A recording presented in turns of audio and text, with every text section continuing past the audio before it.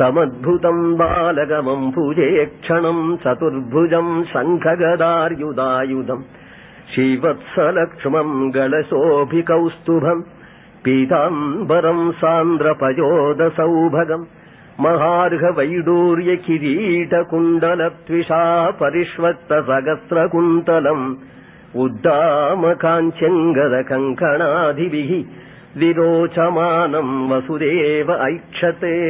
இதுதான் சொல்லிட்டு சேவிச்சோம் தினம்.